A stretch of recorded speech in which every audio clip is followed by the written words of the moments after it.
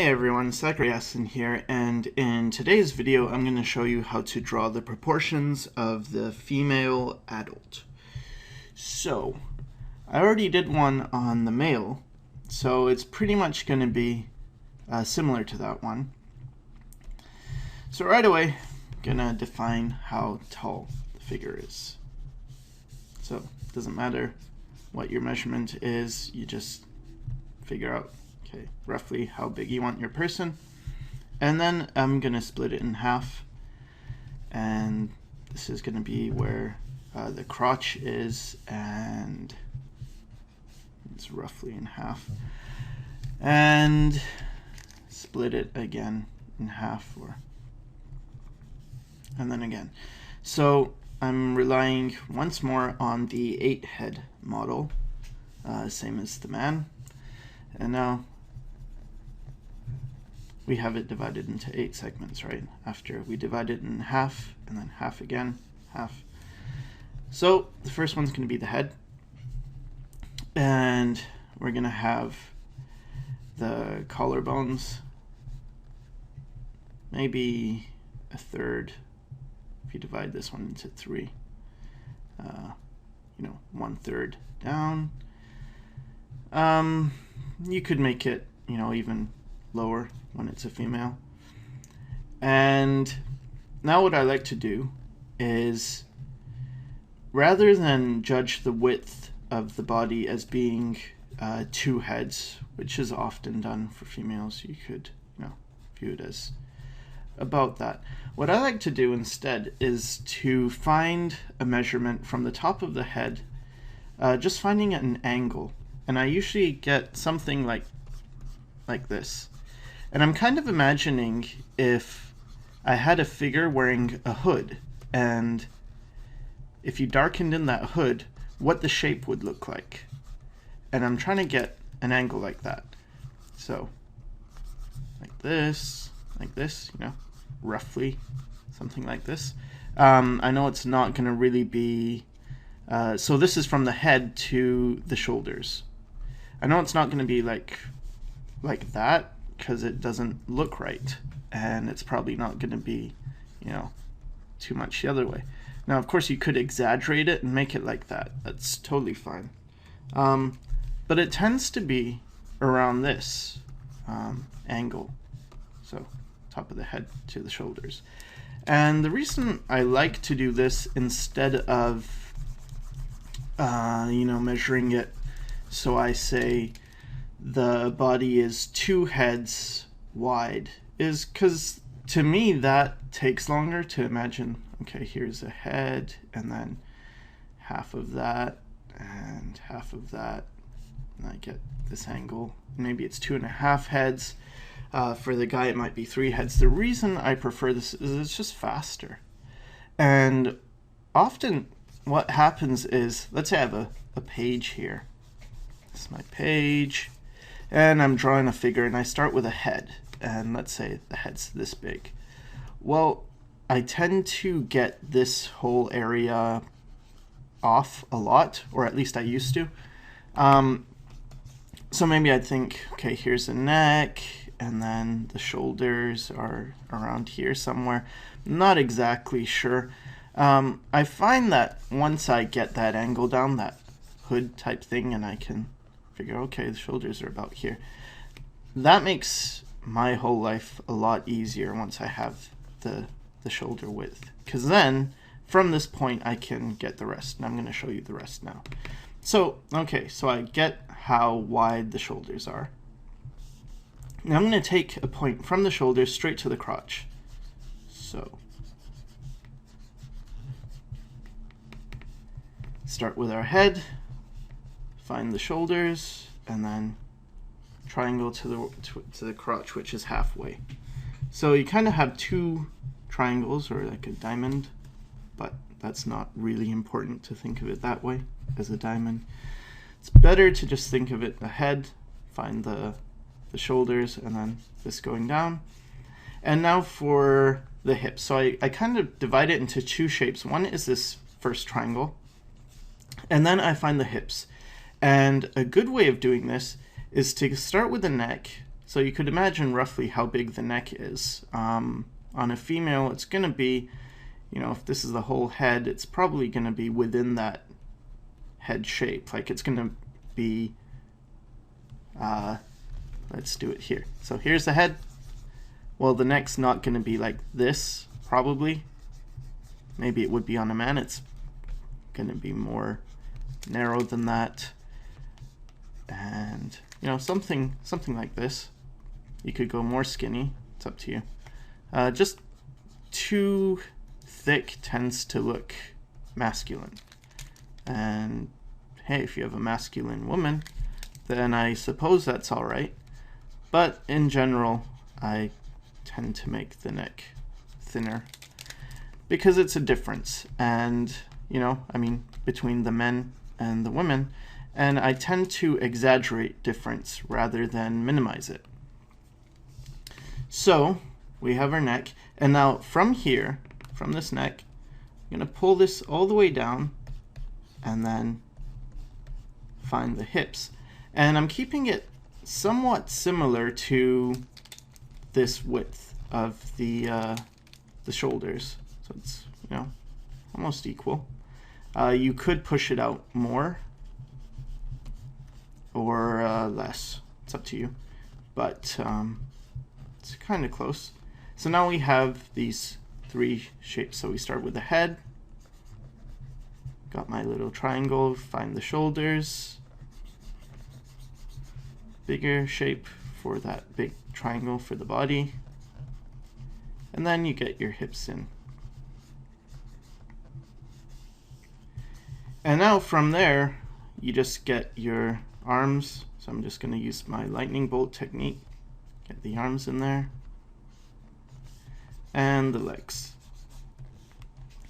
and the knees are going to be halfway from the halfway point to the bottom, which is the feet. So gonna get those in, and like the video where I showed the proportions of the man, gonna draw these triangles to get the boundaries of where the legs are.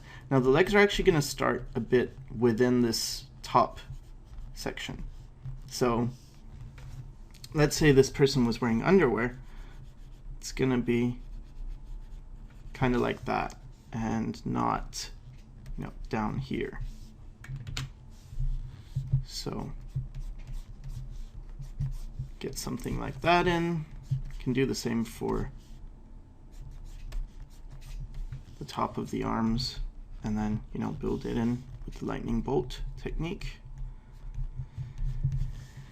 And I've gotten questions about people, or from people, asking me, did you create the lightning bolt technique? I haven't seen that before. I think you stole it. Well, first of all, no, I didn't steal it. But it's not entirely my own invention, in that it comes from this opposite C technique, where you have an angle like this, and an angle like this, and an angle like this, and it creates a rhythm in the body. So for instance, you could have the thigh having a curve like this, and then the knee having a curve like this, and then the calf having a curve like this, and it's the opposite C. The problem is that I would sometimes exaggerate those too much, and it would get hard to figure just how to maintain those proportions. And I found that if I had this opposite C, but then I connected it with a line,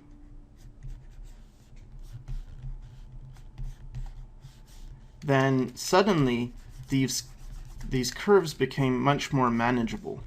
So like for the shoulder, and then if I just connect these, then this arm's in a much better proportion than if I just went like this with the opposite C technique and then connected it.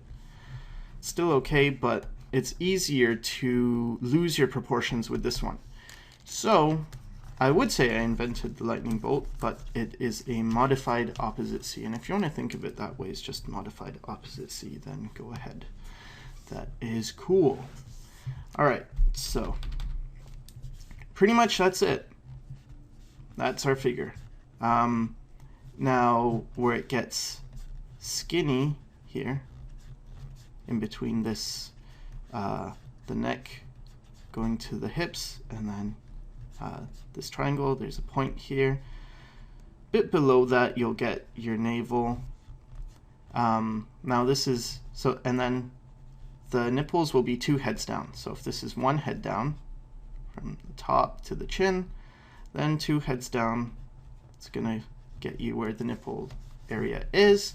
And then if you draw an equilateral triangle, that'll give you the position of where those nipples would be in the center of the breasts. Now, from here, it's just a matter of fleshing things out. So you can find where the arms are going to be, the hands, and then just kind of outline some of this. And yeah, you have the female. So that's the basic proportions I use. But I don't always use the thing where I start with the neck and then I go down to the hips. It's a good method. It's from the Riley method, Frank Riley's technique. But I don't always do this. Sometimes I just get the triangle down and then I create another shape. So let's see. Get a triangle down, and I'll do a shape kind of like this. So I got my 2 shapes, and then in between, kind of add where the navel is. Then I get the legs and the arms and where the hands are. Do my little trick to find proportion of my head, and that's kind of how I go about doing the figure. But this one is a bit stretched, and you got to more use your judgment. You have to use your judgment more. God, terrible. Okay, so you know, still can find the nipples with this triangle, but that's just faster for me to use my eyes and just kind of guess at how big these things are. But to know in general that from the top of the head to the crotch, it's going to be that distance. It's going to be the same to the bottom of the feet.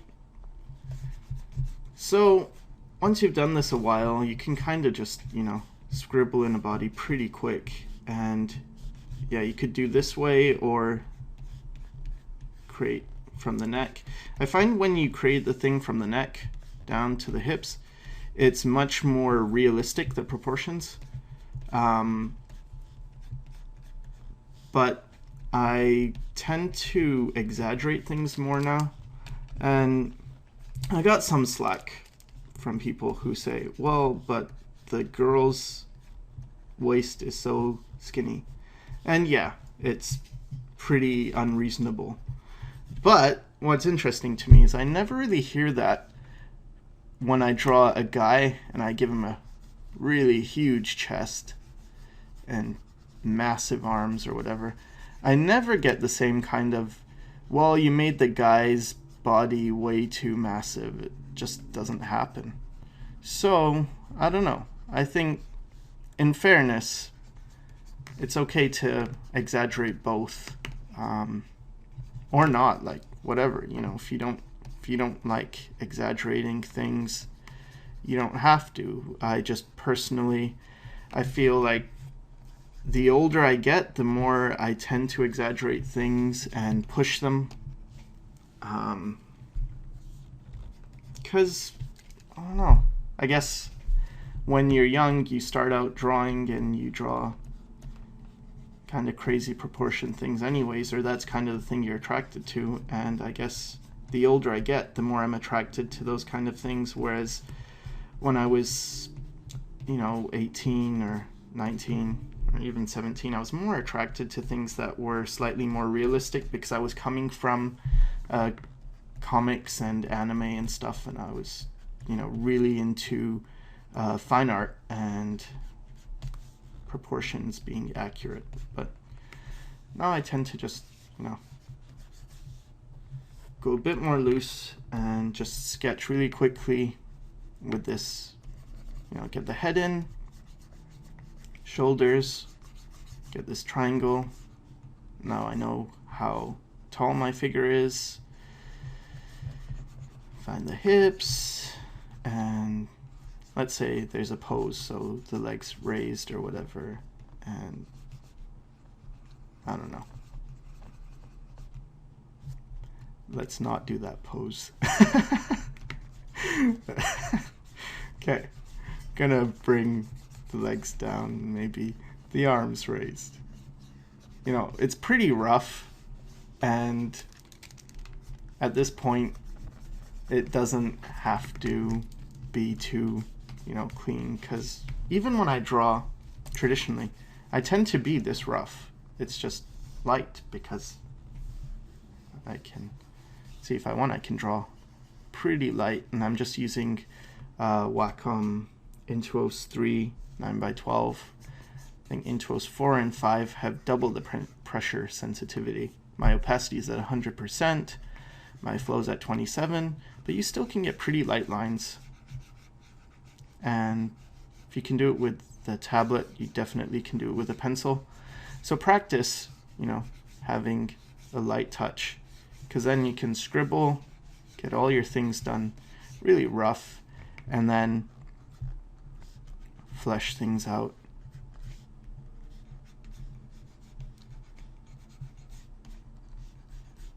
With more detail on top of that.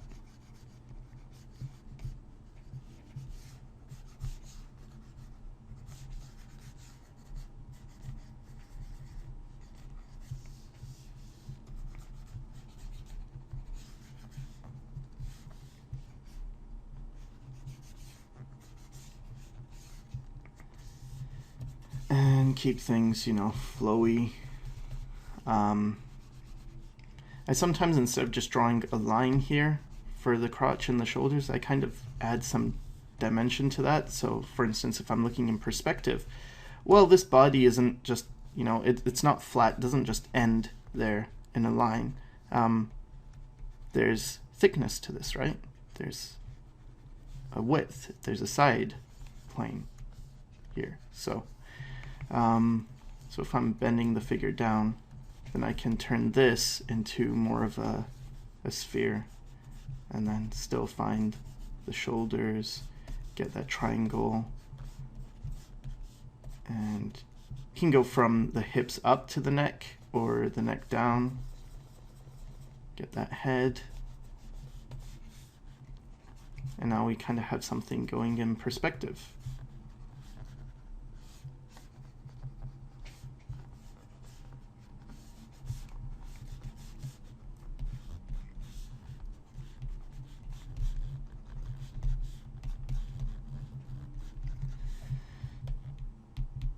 So anyway, here we go. Here's the basic proportions. So remember, start, with your big scale, and then split in half. It's going to be crotch, half again. That'll get you where the nipples are, and also the knees. And then you can find, your head, your navel, mid-thigh, and mid-calf. And after you do this for a while, you can just get used to seeing the general proportion and altering it. So if you don't want your figure to be so mature, for instance, let's say you want to work with a younger model, maybe you'll keep the head the same, but reduce this width of the shoulders, and maybe make the body a bit less curvy. And sometimes I just reduce it to what you just saw. Just kind of like an hourglass shape. So just get the head. You can have a basic hourglass shape. Get the legs down, the arms. And with my arms, I forgot to mention, tend to end them before I reach the mid-thigh point for the hands, so that the tip of the hands reaches mid-thigh, but you know, the rest goes above. And for the elbow, try and keep it the same as the navel, which is, you know, roughly, this is one head, two, then it's roughly on the third, 3 heads down. That's where it is. I tend to make it a bit lower on women than I do on men. Men would be like right here, and women kind of, you know, a bit lower. And you can have this area, if you think of the rib cage within this triangle, then it kind of points, the rib cage kind of points towards the navel. If you think of it occupying this space here. So that's pretty much it. It's my proportions of the adult female. Hope it helps, and thanks for watching.